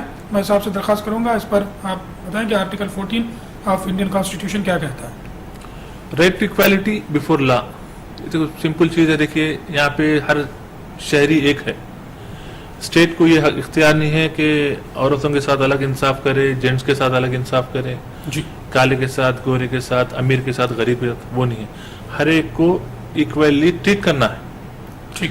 تو ہر آدمی ایک سٹیزن ہے, ہر شہری ایک سٹیزن ہے, اور جتنے بھی آپ کو فنڈامنٹل رائٹس ہیں کانسٹیٹیوشن کے تحت وہ آپ کو پورے آپ انجوائے کر سکتے ہیں. اگر آپ کو کچھ رائٹس دینے میں اگر کوئی گورنمنٹ, کوئی اسٹیٹ, کوئی آفیسر اور آپ کو کچھ آپ کے رائٹس کو آپ کو انجوائے کرنے سے رکاتا ہے, تو آپ کورٹ کو جا سکتے ہیں, آپ پوچھ سکتے ہیں کہ ہمارے کو پورا ایکویلٹی کا اختیار ہے, یہ ہمارے ساتھ انیکویلٹی ہو رہی ہے. ٹھیک. آرٹیکل 14 رائٹ ٹو ایکویلٹی کے بارے میں بتاتا ہے. تمام لوگ قانون کی نظر میں ایک ہی ہیں, چاہے وہ کانسٹیبل ہو یا پھر پرائم منسٹر آف انڈیا ہو یا پریسیڈنٹ ہو. ایک کالر کو میں شامل کرتا ہوں. ہیلو ہیلو ہلو, السلام علیکم. وعلیکم السلام. آپ کا نام؟ میرا نام ہے ڈاکٹر پرویز احمد. ڈاکٹر پرویز صاحب کہاں سے بول رہے ہیں؟ میں اننت ناگ سے بول رہا ہوں سر. فرمائیے سر. سر ہمارے وہ آدھار کارڈ بنے ہیں لیکن ابھی پہنچے نہیں ہے. 4 دن پہلے ہمارا میسج آئی ہمارے موبائل میں, لیکن وہ پہنچے نہیں ہے ابھی. ٹھیک ہے. جہاں پر آپ نے آدھار کارڈ بنانے کے لیے درخواست دی تھی وہ لوگ کیا کہتے ہیں؟ ابھی ہم نے معلوم نہیں کیا ہے کیونکہ میں ایکچولی کلگام ڈسٹرکٹ سے تعلق رکھتا ہوں. ٹھیک ہے. تو لیکن میں آج یہاں پر رہ رہا ہوں اننت ناگ میں. ٹھیک ہے, چلیے بہت شکریہ آپ نے ہمیں کال کیا. صاحب ایک بات بتا دیجئے, اس سے پہلے میں کالر کو شامل کر لوں. ہلو جی, آپ کا نام؟ میرا نام محمد رحمت خان ورنگل سے. جی فرمائیے. تو مجھے یہ معلوم کرنا ہے کہ جب پیرنٹس زندہ رہے جب ہم لوگ حق پوچھ سکتے کہ عورت بچی کا, پیرنٹس اگر زندہ ہوں تو عورت بچی کا حق ٹھیک ہے. کس سے؟ آپ پیرنٹس سے پوچھنا چاہتے ہیں؟ پیرنٹس سے. جی جی, اس میں ذرا یہ لیگل پوچھ سکتے ہیں نا, یہ انلیگل ہے کیا؟ آپ تو اس کے بعد ہی اپنا حصہ پوچھ سکتے ہیں. ٹھیک ہے. اور ایک رہی بات, جی جی, اور ایک میری چچیری بہن ہے جی, وہ فزیکل ہینڈیکیپڈ ہے. جی, تو جب ان کے ماں باپ زندہ تھے تو وہ بچی کے لیے وہ گھر صاف کر دیے تھے. یہ فزیکل ہینڈیکیپڈ ہے, یہ گھر ان کے کیا بولتے دہیج میں دے کے ان کو شادی کرو کے بول دیے. اور دونوں کا ماں باپ کا انتقال ہو گیا. جی, یہ لوگ کیا کر رہے ہیں, باقی ان کے میرے چچے ابھی باقی جو ان کے جو معذور ہے ان کے بہنا, وہ گھر میں ہمارا بھی حصہ ہے بول کے وہ لوگ اب بیچ میں آ رہے ہیں. ٹھیک ہے. کسی قسم کی لکھا پڑھی نہیں ہوئی تھی فزیکلی؟ لکھا پڑھی نہیں ہوئی تھی, خالی بات یہ دیے تھے. کتنے سال سے قابض ہے یہ فزیکلی ہینڈی کیپ جو ہے وہاں پر؟ نہیں by birth physical handicap ہے نا. کتنے سال سے وہاں پر رہتی ہیں؟ نہیں وہ گھر تو کیا بولتے ورنگل میں ہے, اس کو کرائے پہ دے رہے ہیں. ٹھیک ہے ٹھیک کرائے پہ رہے, یہ لوگ حیدرآباد میں رہتے. ٹھیک ہے. ابھی وہ جو پراپرٹی ہے وہ والدین کے نام پر ہی ہے, والد کے نام پر. ہاں ہاں ہاں, والد کے نام پہ ہے. ٹھیک تو دونوں کا والدہ اور والد صاحب کا یہ تھا کہ بات یہ ہے کہ یہ معذور کو دے دیں گے, شادی کر دو بول کے. تو اب یہ لوگ ایسا ہونے نہیں دے رہے. ٹھیک ہے. ان کو اور کتنے بھائی بہنیں ہیں؟ اور ان کو 3 بھائی ہے, 2 بہنیں ہیں. ٹھیک ہے, بہت شکریہ آپ نے ہمیں کال کیا, ضرور اس پر گفتگو کریں گے. میں ڈاکٹر پرویز احمد صاحب نے اننت ناگ کشمیر سے میں کال کیا تھا. بہت سارے ہندوستان کے لوگوں کا بھی یہ سوال ہے کہ آدھار کارڈ اگر وقت پر نہیں آ رہا ہو تو ان حالات میں کیا کیا جا سکتا ہے. میں وسیم صاحب سے درخواست کروں گا, آدھار کارڈ کا جو ایشو کرنے کا اتھارٹی ہے وہ کس ڈپارٹمنٹ کو دی گئی ہے, کہاں پر اپروچ ہو سکتے ہیں؟ ہر اسٹیٹ میں وہاں ہیڈ آف دی ڈپارٹمنٹ ہوتا ہے ان کا. جی. تو یہ جو آدھار کارڈ کا ہے یہ تو گورنمنٹ ہی ریسپانسبل ہے, لیکن یہ لوگ جو ہے اس کو سینٹرل گورنمنٹ کا اقدام, سینٹرل گورنمنٹ کا تیار ہے پرائیویٹائز کرے, کسی کو دیے ہیں آدھار کارڈ بنانے کی ذمہ داری. لیکن اس کے باوجود آپ سینٹرل گورنمنٹ کی ذمہ داری ہے, اسٹیٹ گورنمنٹ کی سمجھیے. آپ کبھی بھی ڈسٹرکٹ کلیکٹر کو اپلائی کر سکتے ہیں, آپ بولیے جو شکایت ہے آپ کی, کیونکہ آدھار کارڈ دینا یہ سب جو گورنمنٹ کی ڈیوٹی ہوتی ہے. ٹھیک ہے. ڈسٹرکٹ کلیکٹر کو آپ رجوع ہو جائیں, وہاں پر آپ شکایتی درخواست ڈالیں, تو امید ہے کوئی بھی جو ناظرین پریشان ہے آدھار کارڈ کے معاملے سے ضرور درخواست ڈالیں, تو وہی اس کا بہترین اقدام اٹھا سکتے ہیں ڈسٹرکٹ کلیکٹر صاحب. محمد رحمت خان صاحب نے کال کیا تھا. ان کا پہلا سوال یہ تھا کہ والدین کے جیتے جی کیا اپنے بچے ان سے اپنا حق طلب کر سکتے ہیں؟ اگر پراپرٹی والدین کی ہے, جی, سیلف ایکوائرڈ ہے, جی, تو دیکھیے اپنی مرضی سے خوشی سے والدین دے سکتے ہیں, یا کوئی بھی بچہ والدین سے کلیم نہیں کر سکتا یا ڈیمانڈ نہیں کر سکتا. ٹھیک. اگر مرضی ہے والدین کی, اگر وہ کسی ایک کو یا 2 کو اپنے اولاد میں سے چن کے دینا چاہ رہے تو برابر اپنے مرضی سے دے سکتے ہیں. لیکن والدین کے جیتے جی بچے زبردستی کلیم نہیں کر سکتے. ایک اور ایک سوال تھا, فزیکلی ہینڈیکیپ لڑکی کو اورلی یہ ان کے والدین نے کہہ دیا تھا کہ یہ گھر جو ہے یہ بچی کو دے دیا جائے کیونکہ وہ معذور ہے, شادی کے وقت اس کو دے دیا جائے, لیکن ابھی دوسرے بھائی بہن اس کو نہیں مان رہے ہیں, والدین کا انتقال ہو گیا ہے. اگر یہ گفٹ ڈیڈ اورل ہے, جی, تو دیکھیے اگر اورل گفٹ ہے تو اسلام میں شریعت میں اورل ہبہ جائز ہے, قانون کے نظر میں بھی. تو اب یہ اورل جب گفٹ ہوا ہے تو یہ اس کو اسٹیبلش کرنا ہے, پروو کرنا ہے, ٹھیک, کس کے سامنے ہوا, کون تھے گواہیں. اگر یہ اسٹیبلش کرتے ہیں فلانے صاحبوں کے فلانے لوگوں کے سامنے یہ گفٹ ہوا ہے, ہبہ ہوا ہے, تو آپ اپنا نام میوٹیشن کرا لیجئے پراپرٹی کے اوپر, پھر اس کے اوپر آپ قابض ہو جائیے اور کورٹ میں بھی جائیے, یہ گفٹ ہے ہم اسٹیبلش کر چکے ہیں, ان کے سامنے لے کے 2 گواہوں کو لے کورٹ میں پیش کریے, ان سے بیان دلائیے, تو آپ کے فیور میں پورا فیصلہ آپ کے فیور میں ہوتا ہے. گواہوں کی ضرورت اور گفٹ کو پورا کرنا ہے گواہوں کے ذریعے. تو یہ عدالت کا ہی معاملہ ہوگا کہ وہاں پر آپ کو جانا ہوگا اور پھر گواہوں کو پیش کرنا ہوگا. یہ اگر اقدام دیکھیے شریعت کا معاملہ ہے تو اس میں یہ بھائی بہنوں کو ماننا چاہیے کہ ان کے والدین نے اس پراپرٹی کو ہبہ کر دیا ہے. اگر ہندوستانی قانون کا سہارا لیتے ہوئے وہ کچھ اقدام اٹھاتے ہیں تو اس کے خلاف پھر ان کو اورل ہبہ پروف کرنا ہوگا عدالت میں, جس کو پروف کرنے کے لیے وٹنسز کی ضرورت پڑے گی. وہ بھی جو اورل ہی وٹنس دے سکیں گے. امید کرتا ہوں کہ جواب مل گیا ہوگا. آرٹیکل 15 انڈین کانسٹیٹیوشن کا بھی there should not be any discrimination کی بات کرتا ہے, لیکن اسی آرٹیکل کے تحت خواتین اور بچوں کو کچھ اسپیشل رائٹس دینے کی بھی بات کی گئی ہے. یہ ایسا کیوں کہا گیا ہے خواتین اور بچوں کو آرٹیکل 15 میں کیا کچھ کہا گیا ہے؟ میں وسیم صاحب سے درخواست کروں گا اس پر روشنی ڈالیں. جی, یہ جو ڈسکریمنیشن ہے یہ بتاتا ہے کہ no state shall discriminate on the ground of religion, جی, sex, caste, place of birth وغیرہ وغیرہ. تو اس کا یہ مطلب ہے, دیکھیے اگر کوئی بھی شخص ہے, اب فار ایگزامپل ایک سٹیزن ہے, کوئی پبلک پلیس میں جانا چاہ رہا, کوئی سنیما تھیٹر میں جانا چاہ رہا, کوئی ہوٹل میں جانا چاہ رہا, ایک گورنمنٹ آفس میں یا کورٹ میں کدھر بھی پبلک پلیس میں جانا چاہ رہا, تو کچھ کو ڈسکریمنیٹ کرنے کا حق نہیں ہے کسی کو بھی. ٹھیک. تو اس طرح سے گورنمنٹ کسی کو ڈسکریمنیٹ نہیں کر سکتی, ہر ایک کو وداؤٹ اینی ڈسکریمنیشن پورا کلیئرلی آپ جا سکتے ہیں. پبلک پلیسز جو ہے یا پھر گورنمنٹ ڈپارٹمنٹس جو ہے وہاں پر کسی قسم کا کسی کو رکاوٹ نہیں ہے. اس کے باوجود آرٹیکل میں یہ بھی ہے کہ گورنمنٹ کو یہ بھی اختیارات ہے کہ بچوں کے لیے یا عورتوں کے لیے کچھ اسپیشل پروویژن بنائے. جی, اس کی وجہ کیونکہ وہ کمزور ہے یا کچھ بھی ہے, ان کو اپلفٹ کرنا ہے, کچھ ویسا ہے ان کی بیٹرمنٹ کے لیے. ٹھیک. कोई कमजोर तो नहीं है ऐसा बताया नहीं गया, लेकिन औरतों को ज्यादा करना है। बस बैकवर्ड एरियाज रहते हैं जहाँ पे औरतों अनएजुकेटेड लोग रहते हैं, वो लोग बेचारे परेशान रहते हैं गुर्बत के वजह से या और कोई लिटरेसी की वजह से, तो वैसे लोगों को उनको प्रमोट करना है, इनकरेज करना है, अपलिफ्ट करना है, ये गवर्नमेंट की जिम्मेदारी होती है। तो उस चीज को मद्देनजर रखते हुए ये प्रोविजन दिया गया है। प्रोविजन रखे गए हैं। एक कॉलर को मैं शामिल करता हूँ। हेलो। हेलो, अस्सलाम वालेकुम। वालेकुम सलाम, आपका नाम? जी, मेरा नाम बच्ची करीम नगर। जी, कहाँ से बोल रहे हैं? जी, करीम नगर। जी, फरमाइए, सवाल जल्दी से बताएं। जी सर, ये दस्तूर का उर्दू में इसका दस्तूर का कुछ मिल सकते क्या सर? उर्दू में, इंग्लिश में, तेलुगु में अवेलेबल है ना? ठीक है, बहुत शुक्रिया। इसके अलावा और कोई सवाल? जी नहीं। बहुत शुक्रिया, आपने मैं कॉल किया। दस्तूर हिंद की किताब जो आपको है वो क्या हिंदी, अंग्रेजी, तेलुगु में भी मिल सकती है? हाँ, मिलती जी मिलती। बिल्कुल। आप लीगल लॉ के बुक्स जहाँ पर भी मिलते हो, आप चूँकि करीम नगर से ताल्लुक़ रखते हैं तो वहाँ पे जो अदालत आपकी होगी वहाँ उसके सामने ज़रूर आपको लॉ बुक्स के शॉप्स मिल जाएंगे, वहाँ पर आप पूछ लीजिएगा। उर्दू में अगर ना मिलती हो तो फिर वो दिल्ली वगैरह से मंगा के आपको, बहरहाल हैदराबाद या दिल्ली से आपको मंगा के दे देंगे।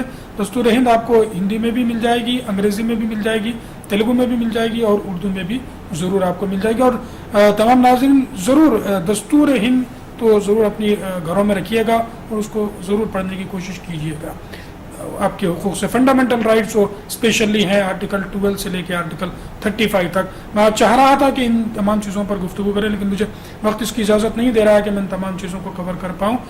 लेकिन मैं अगर वसीम साहब को अगले जुमे को अगर मौका मिलता है तो मैं उनसे दरख्वास्त कर लूँगा कि फिर एक बार इस प्रोग्राम में आए और बकाया जो फंडामेंटल राइट्स हमारे दिए गए हैं, आर्टिकल 16 है जिसमें रिजर्वेशन के बारे में कहा गया है, रिजर्वेशन क्यों दिया जाता है, क्या आज के दौर में रिजर्वेशन की ज़रूरत है या नहीं है, इस पर भी हम ज़रूर डिस्कस करेंगे। 19 आर्टिकल के तहत बहुत सारे फ्रीडम्स हमको दिए गए हैं, स्पीच है, एक्सप्रेशन है, कहीं भी सेटल हो सकते हैं। आर्टिकल 21 जो हिंदू दस्तूर का एक अहम आर्टिकल माना जाता है, आर्टिकल 21, वहाँ पर माइनॉरिटीज़ को किस किस्म के राइट्स दिए गए हैं, ये तमाम चीज़ों पर हम कोशिश करेंगे कि अगले जुम्मे को वसीम अहमद खान साहब को अगर मौका मिलता है, वक्त मिल जाता है तो हम उनको फिर से मदऊ करेंगे और इस प्रोग्राम में डिस्कस करने की कोशिश करेंगे। अब मुझ पर वाजिब है कि वसीम साहब का मैं आप तमाम नाज़रीन की तरफ से और लीगल पॉइंट्स लाइव की पूरी टीम की तरफ से मैं शुक्रिया अदा करूँ। बहुत बहुत शुक्रिया साहब, आप हमारे स्टूडियो में आए। मैं अगर वक्त मिल जाता है तो अगले जुमे भी आप मौका दीजिएगा। दोस्तों, अगले जुमेरात को हम गुफ्तगू करेंगे गिरफ्तारी और ज़मानतों पर, यानी अरेस्ट एंड बेल्स पर गुफ्तगू करेंगे। और जुमे के रोज़ हम कोशिश करेंगे कि दस्तूर हिंद को आर्टिकल्स 16 से छूट गए हैं, आर्टिकल 16 से आर्टिकल 32 तक मैं ज़रूर कवर करने की कोशिश करूँगा। तब तक के लिए लीगल पॉइंट्स लाइव की पूरी टीम को एतमाद के साथ इजाज़त दीजिए। अल्लाह हाफ़िज़।